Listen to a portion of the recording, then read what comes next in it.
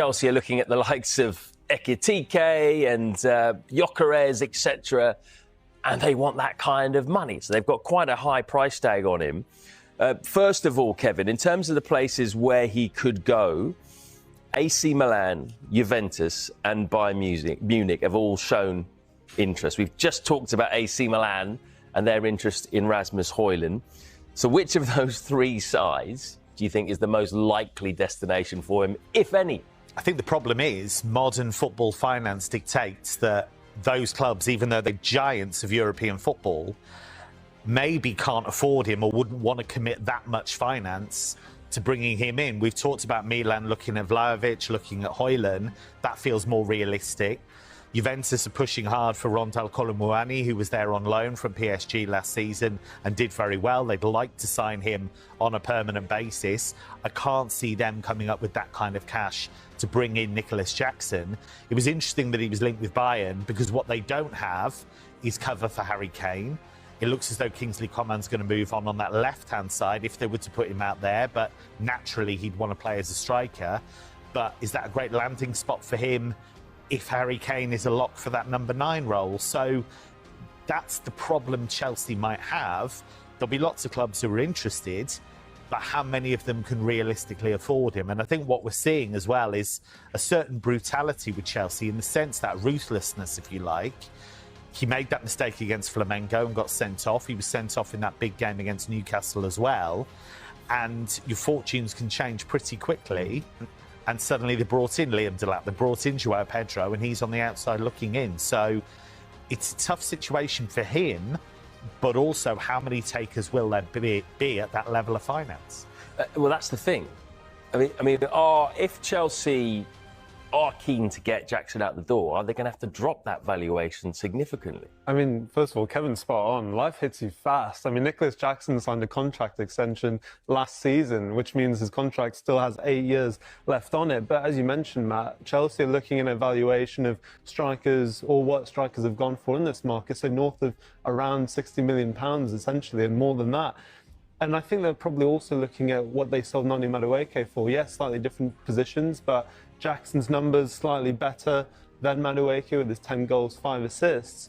So, as Kevin said, it really is trying to look at the market for him and where he goes.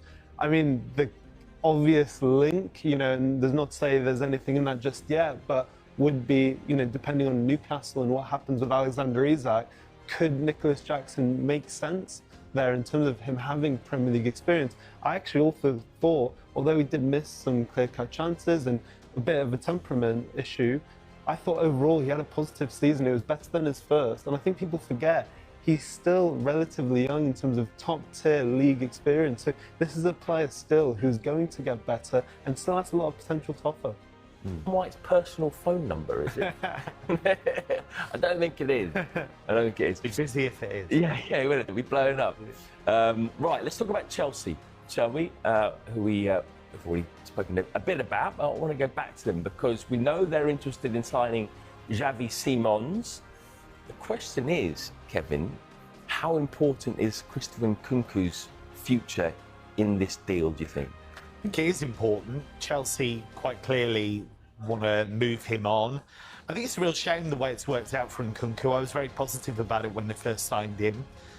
He started well in that first pre-season, but he was injured almost as soon as he arrived, wasn't he? And he never really recovered from that.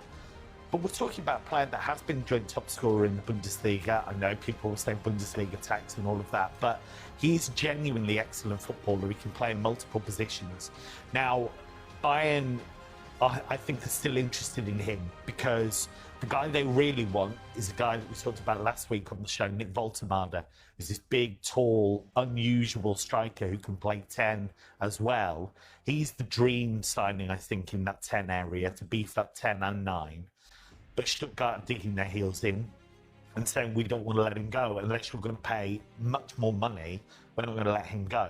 And Nkunku's a player they very much like. Bayern, they liked him when he was at Leipzig. They've been linked with him since he got to Chelsea pretty much. So that's something they're considering. It's interesting, there've been reports in Germany about whether he'd go back to Leipzig. Does he fit into the wage structure now? That's the issue, because obviously that's a consideration having gone to the Premier League. So they've got to think very carefully about that. Would he want to go back to Leipzig? He very much enjoyed his time there. But it seems as though Chelsea do want to shift players on before committing to bringing Xavi in. But where would Simons fit into this Chelsea 11? His best place is Cole Palmer's position, isn't it? Well, he naturally plays that kind of 10, but he drifts off to the left. If you look at his kind of heat maps in games, he naturally drifts off to that left-hand side. He could play on the left, but they've signed Jamie Gittins there as a more traditional winger on that side. He's obviously somebody that can back up Cole Palmer as well. But is he going to have the same position, the same issue that Nkunku has had? That Nkunku's got real quality players ahead of him. And Dan's already mentioned it with the World Cup year. Can Xavi afford to not be a regular starter somewhere? So I'm sure he'd back himself, but it's an interesting question. This marks a major statement of intent from the club as they look to bolster their attacking options ahead of the new season. Chelsea manager Enzo Maresca is said to be a huge admirer of Garnacho's explosive pace and Simon's creative flair, believing the duo could play pivotal roles in his long-term project at Stamford Bridge.